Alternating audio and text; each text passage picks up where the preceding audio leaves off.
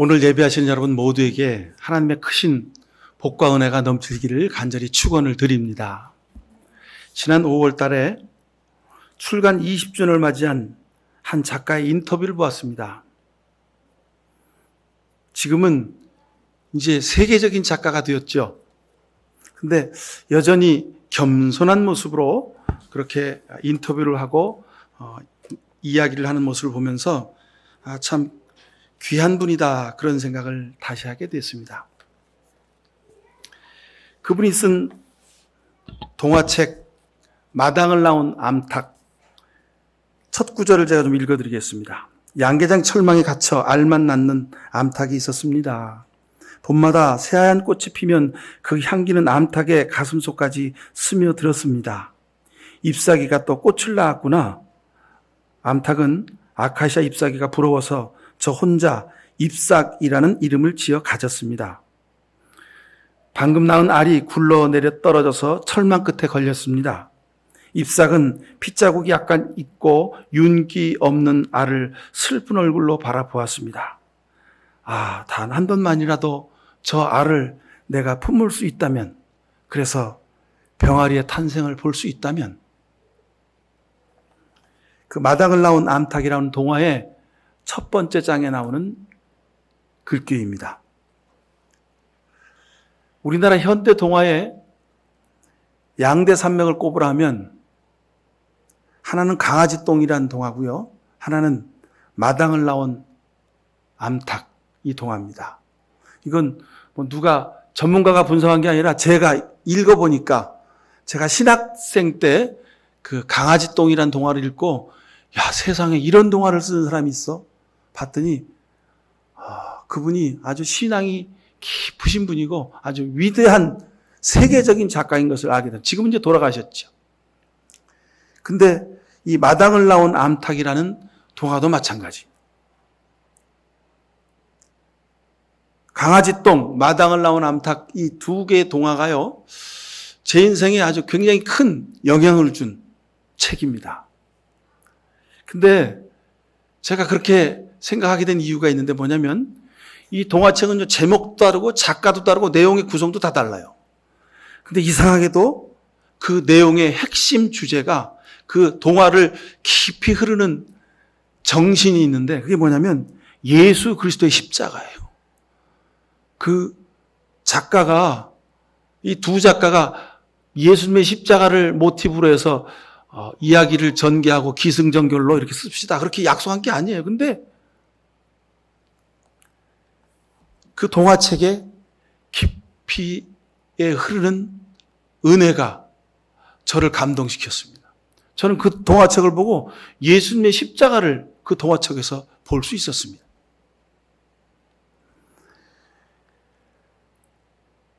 마당을 나온 암탉이 자기 가슴에 품고 있는 그 청둥오리알, 그리고 거기서 부화된 청둥오리 그 새끼가 자기 새끼가 아니에요. 얼굴도 다르고 모양도 다 달라요. 근데 그 새끼를 아주 정성껏 키우고, 그리고 마지막에 그 새끼를 청둥오리 무리에게 떠나보냅니다. 그리고 자기는 먹이가 되어 죽음을 당하죠.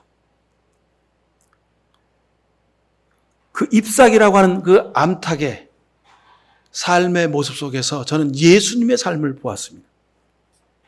2000년 출간 당시, 2000년 5월에 출간됐습니다.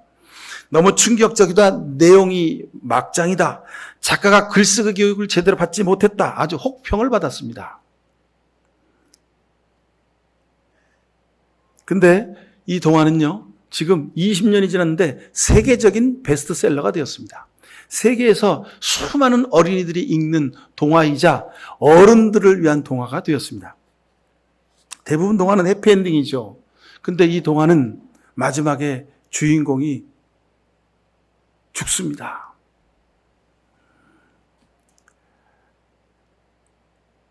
쪽제비한테 잡아먹히고 동화가 끝이 나고 맙니다. 여러분, 우리도요, 누구에겐가 먹이가 되는 그런 삶이 되어야 그것이 하나님이 기뻐하시는 삶인 것을 이 동화는 우리에게 아주 강력하게 증언합니다. 황선미라고 하는 작가, 그는 초등학교 6학년 때요, 처음으로 재미있는 이야기를 쓰는 사람이 되고 싶다, 그런 꿈을 가졌다죠. 그래서 너무 가난한 집이었기에 책은 학교에서 공부하는 교과서밖에 볼 수가 없었답니다. 근데 어느 날 학교 도서실을 갔는데 그 도서실에 갔더니 책이 그냥 책꽂이에 쫙 꽂혀있는 모습을 보면서 너무도 기뻤다는 거죠. 그래서 하여간 학교 끝나고 도서관에 가서 앉아서 거기 있는 책을 하여간 다 씹어 먹었다는 겁니다. 그래서 사서 선생님이 도대체 제가 언제 이제 집에 갈래나 기다렸는데 선생님이 퇴근할 시간 됐는데 애가 아직 안 가고 있는 거예요. 그러길 며칠 지나서 이 도서관 사서 선생님이 얘야, 선미야, 일로 와봐. 이거 우리 이 도서실 출입문 열쇠인데 너한테 하나 줄 테니까 너 앞으로 이 열쇠 가지고 아침에 일찍 와서 네가 문 따서 와가지고 책 읽고 또 수업 마치고 와서 네가 책 읽다가 네가 문 잠그고 가. 그날 도서관 선생님이 자신의 손에 들려준 그 열쇠, 그것이 그 인생을 여는 열쇠가 되었습니다. 그 인생을 완전히 바꾼 것이죠. 엄마가 이 황선미 어린아이 초등학교 6학년짜리 졸업반 아이에게 이렇게 말했습니다. 첫째인 내가 희생해라. 그래야 네 남동생들을 가르칠 수 있어. 이 엄마 말에 이 선미는 초등학교 졸업하고 중학교를 진학하지 못했습니다. 물론 나중에 이제 검정고시인가요? 그거 해서 뭐 졸업 자격을 따긴 했습니다만 이른바 흙수저였죠. 명문대 국문과도 나오지 못했습니다. 그런데 많이 배우지 못했어도, 좋은 학교를 나오지 못했어도 세계적인 작가로 살 수 있음을 이 황선미라고 하는 어린아이는 그 인생을 통해서 우리에게 보여주었습니다. 마침내 스스로를, 자기를 자연의 섭리에 내어 맡기는 그런 삶으로 끝을 맺은 그 아름다운 삶이 그 동화책을 통해서 우리에게 가르쳐지고 있습니다. 오늘 설교 제목이 기도가 보이는 사람이죠. 여러분, 세상에 수많은 사람들이 말로, 글로 뭔가를 보여주려고 합니다. 근데 중요한 것은 삶으로 가르치는 사람이 가장 위대한 선생이요, 스승이요, 작가요, 부모인 줄로 믿습니다.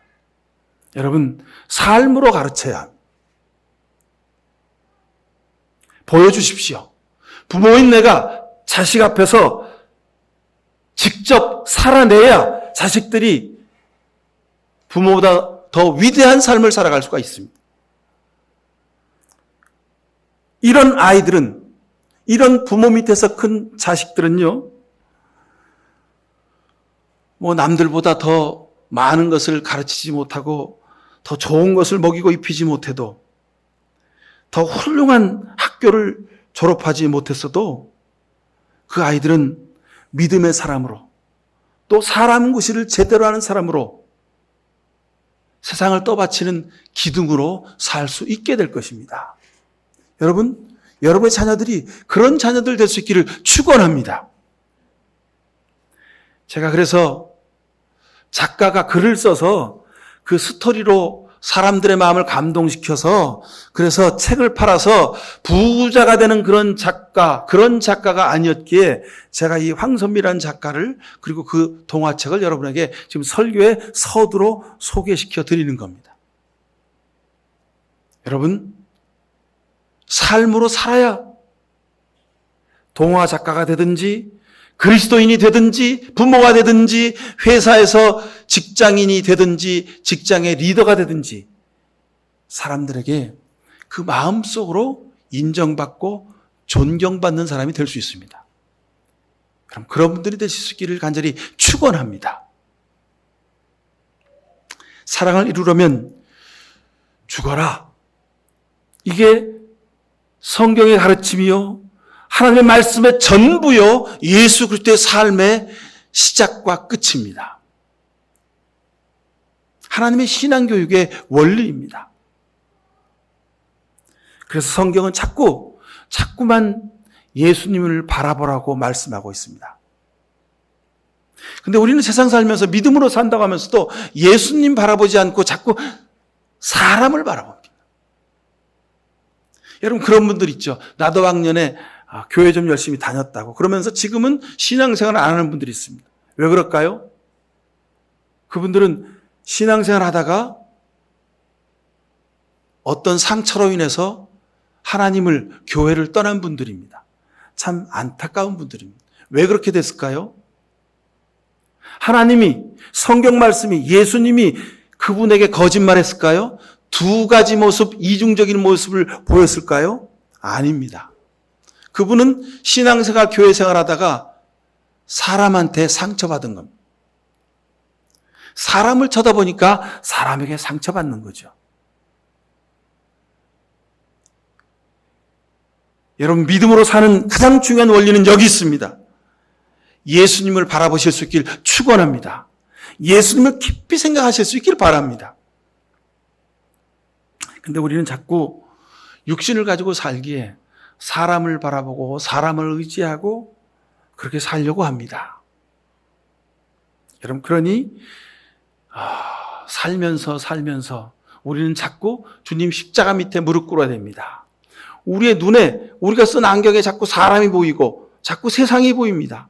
세상의 기준으로, 사람의 기준으로 믿음 생활을 하려고 합니다. 여러분, 여기서부터 사탄의 유혹이 시작되는 겁니다.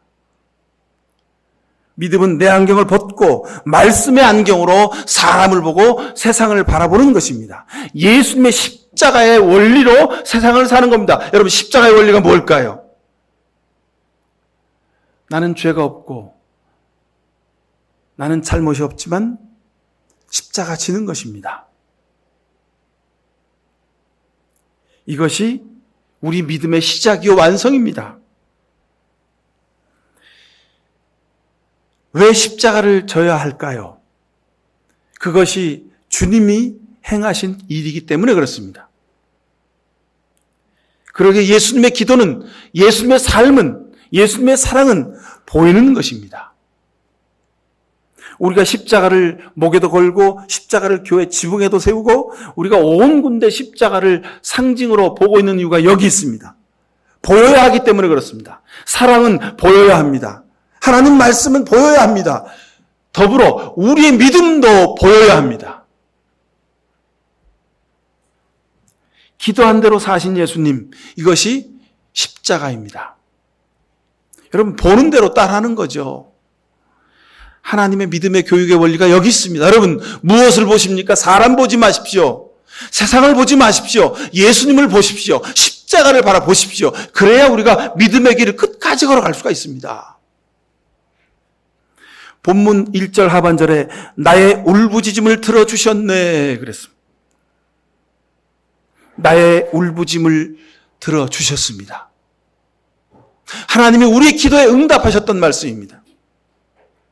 하나님은요, 사람과 하시는 것이 다 다릅니다. 사람은요, 살아있는 사람의 목소리에만 귀를 기울입니다. 그러나 하나님은 죽은 사람의 목소리도 듣습니다. 그리고 죽은 사람들의 소리에도 귀를 기울이십니다. 가인이 동생 아벨을 죽였지요. 다 끝났습니다. 이제 가인은 나만 남았으니까, 아무도 안 봤으니까 그렇게 안심했습니다. 그런데 이게 웬일입니까? 성경에 보니까 창세기 4장 10절에 이렇게 말씀합니다. 내가 무엇을 하였느냐? 내 아우의, 내 동생의 핏소리가 땅에서부터 나한테 호소하고 있다. 가인아, 내가 도대체 뭘 했느냐? 하나님이 죽은 그 아우 아벨의 소리를, 호소를 들으셨다는 말씀입니다. 여러분, 끝난 것이 아니었습니다. 하나님은 죽은 자의 부르짖음도 들으시는 것을 우리 성경을 통해서 보고 있는 것입니다. 저는 그러기에 지난 5년 전인가요? 수요일 날 우리 이 동네 그 회사 생활하는 신우회 사람들 모여서 기도회를 하는데, 기도회를 모였는데 배가 막 가라앉고 있다는 거예요. 이제 어떡하지? 큰일 났네. 근데 막 구조됐다고 그러는 거예요. 그래서 아유, 참 다행이다. 근데 그 다음 주에 모였는데 다 죽은 거예요. 그래서 제가 신우회 성경 공부를 하면서 여러분들 기도하셔야 합니다. 우리가 저들의 영혼을 위해서 기도하지 않으면 저들의 영혼의 그 울부짖음이 하늘 보좌에 상달될 것이고, 하나님이 이 역사를 향해, 이 사회를 향해, 이 대한민국을 향해 하나님의 역사를 아주 강제로 하나님이 뒤집어 엎으실 것입니다. 제가 그렇게 성경 공부를 하며 말씀을 전했던 기억이 있는데, 그러고 나서 몇 년 뒤에 그 신우회 집사님들이, 신우회 회원들이, 목사님, 그때 목사님이 그렇게 설교하셨는데 정말 하나님이 뒤집으셨네요. 그렇게 간증을 하는 이야기를 제가 들었습니다. 하나님은 살아있는 사람의, 죽어있는 사람의, 모든 사람들의 울부짖음에 그 호소를 하나님은 절대로 외면하지 않으십니다. 그러기에 여러분, 여러분들의 목소리와 여러분들의 호소와 여러분의 기도에도 하나님은 귀를 기울이십니다. 입과 귀를 지으신 분이 듣지 아니하시겠느냐, 그렇게 말씀하시잖아요. 그래서 오늘 시편 40편 1절에 귀를 기울이사 나의 부르짖음을 들으셨도다, 이렇게 말씀하십니다. 여러분, 여러분이 기도하면, 입을 열어 기도하면 하나님이 여러분의 기도를 들으시는 줄을 믿으시길 축원합니다. 하나님이 우리 입을 만드셨기 때문에 그렇습니다. 하나님이 우리의 입을 만드신 것은 우리가 입을 열어 기도하는 소리를 들으시려는 하나님의 마음이 그 속에 담겨 있음을 우리가 아실 수 있기를 바랍니다. 입과 귀를 만드신 하나님이 우리의 소리를, 우리의 울부짖음을 듣지 않으시겠습니까? 민수기 14장 28절에 보면 그들에게 이르기를 여호와의 말씀에 내 삶을 두고 맹세한다. 너희 말이 내 귀에 들린 대로 내가 너희에게 행해 주겠다고 약속하셨습니다. 다윗은 그렇게 노래했죠. 나의 입술의 모든 말과 나의 마음의 묵상이 주님께 드려지기를 원합니다. 여러분, 이 다윗의 기도가 여러분의 기도 찬송될 수 있기를 바랍니다. 우리가 세상 살면서 수없이 많은 말을 합니다. 그 모든 말이, 그 언행이 하나님께 드려지고 있다는 것을 기억하실 수 있기를 바랍니다. 출애굽기 3장 23절 이하에 보면요, 세월이 많이 흘러서 이제 이집트 왕이 죽었습니다. 히브리 백성들이 어떻게 이집트에 오게 됐는지, 어떻게 이집트 백성들과 함께 살게 됐는지 이집트 백성들이 다 잊어버렸습니다. 그렇게 400년이 흘렀습니다. 그리고 이집트 사람들이 이제 히브리 백성들을 종으로, 노예로 부르기 시작한 겁니다. 너무도 힘들어하던 히브리 백성들이 하나님 앞에 탄식하고 하나님 앞에 울부짖어 기도합니다. 그래서 아브라함과 이삭과 야곱에게 세우신 언약을 기억하고 계신 하나님이 이스라엘 자손들의 종살이를 기억하시고 저들의 처지를 생각하셨다고 기록하고 있습니다. 출애굽이 시작된 동기이죠. 이스라엘 백성의 그 부르짖음에 응답하신 하나님이 모세의 간절한 부르짖음에도 응답해 주셨습니다. 출애굽기 32장에 보면요, 이제 모세가 산에 올라와서 하나님에게 십계명을 받습니다. 그 십계명이 새겨진 돌판을 양손으로 가슴에 품고 산에서 내려오죠. 하나님이 우리 백성에게 내게 십계명을 주셨다고 너무도 기쁜 마음으로 하나님이 친히 새겨주신 그 십계명이 새겨진 돌판을 들고 막 산을 내려옵니다. 근데 보니까 이게 웬일입니까? 처음에는 막 밑에서 막 노랫소리가 들리고 막 사람들이 춤추는 모습을 보여서, 야, 내가 오는 것을 기다리고 기뻐하면서 지금 찬송하고 있구나. 너무 기분 좋아서 막 내려가서 가까이 가서 보니까 이게 웬일입니까?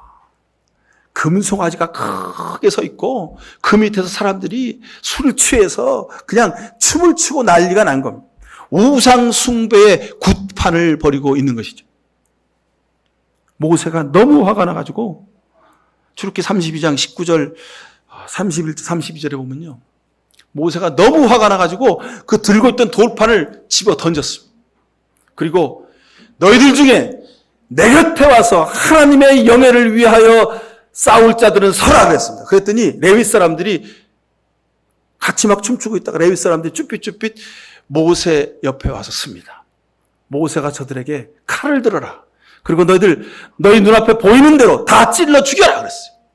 레위 사람들이 자기 백성들을 금송아지 옆에서 막 춤추던 자기 백성들을 칼로 막 목을 다 베고 칼로 찔러서 다 죽입니다. 수천이 그렇게 죽었습니다.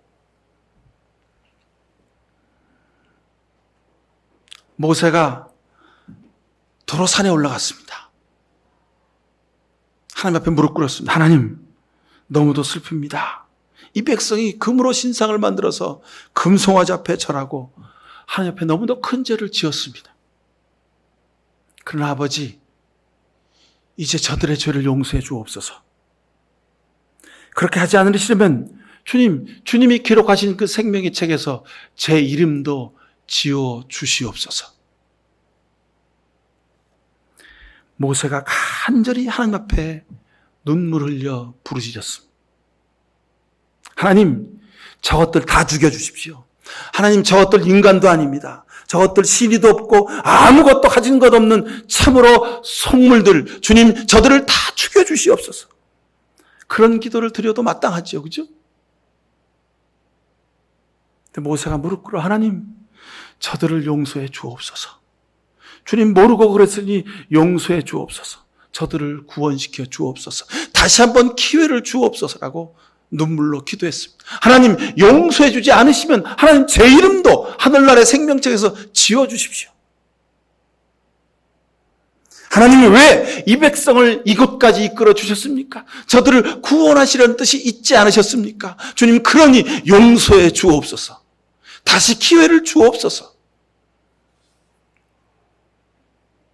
여러분, 이 모세의 기도를 보실 수 있길 바랍니다. 여러분의 삶에도 이런 기도가 드려질 수 있기를 간절히 축원합니다. 히스기야 왕이 죽게 되었을 때 하나님 앞에 무릎 꿇어 간절히 부르짖어 기도했습니다.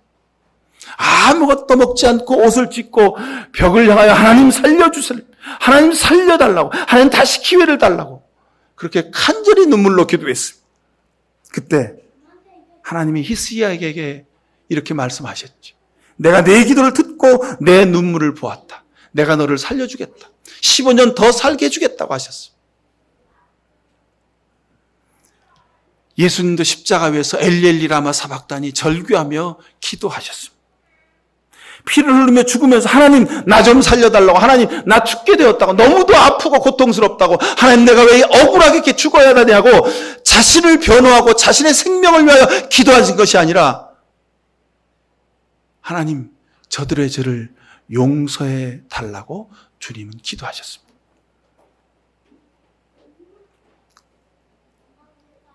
여러분, 기도는요, 이렇게 하는 겁니다.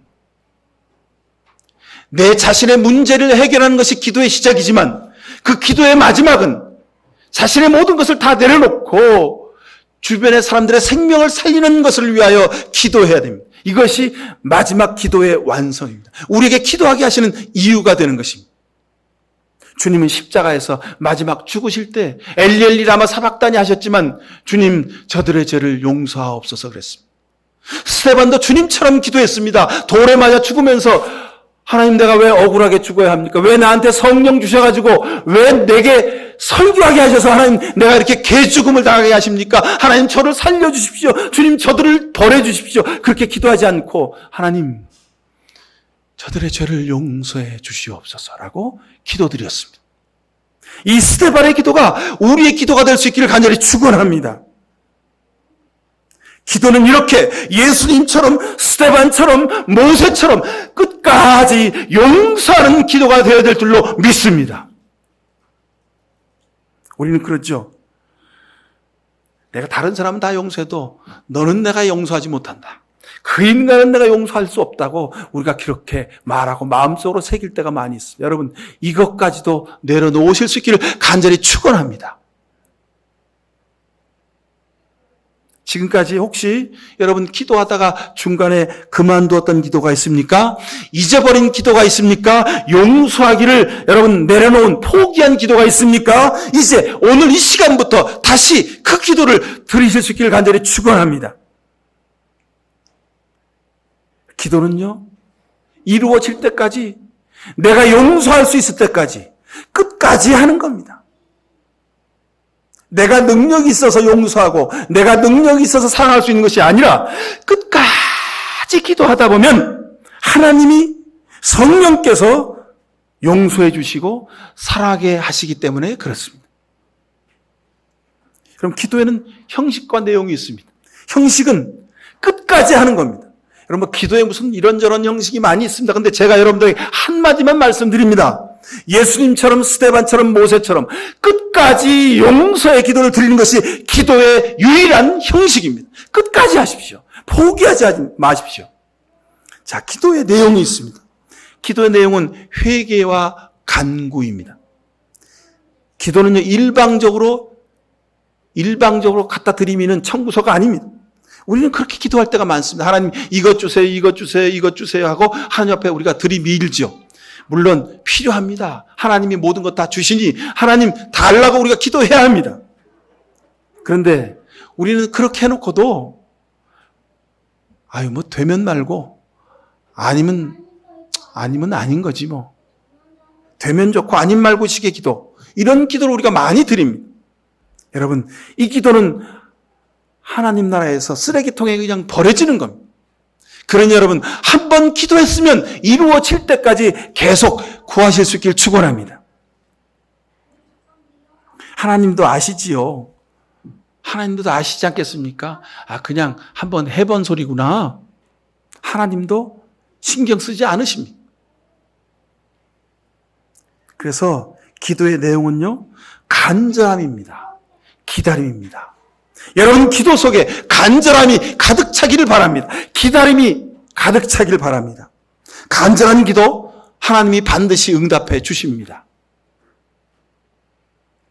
열왕기하 20장 5절 히스기야에게 대답하신 그 말씀이 여러분, 우리의 기도의 기폭제가 될 수 있기를 바랍니다. 나는 내가 기도하는 소리를 들었다. 내가 흘리는 눈물을 내가 보았다. 내가 너를 반드시 고쳐주겠다. 시편 120편 5절에 보면 눈물 흘리며 씨를 뿌리는 사람은 기쁨으로 단을 거둔다고 하셨습니다. 로마서 8장 26절에도 성령께서 우리의 약함을 도와주신다고 했습니다.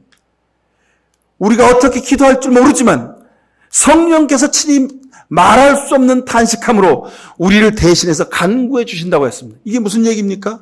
우리가 너무 슬퍼, 너무 가슴 아프고 너무 급하고 너무 안타까움에 주저앉아서 기도할 힘이 없을 그런 순간일지라도 하나님이 우리의 입술을 열어 기도하게 성령께서 대신 중보해 주신다는 말씀입니다.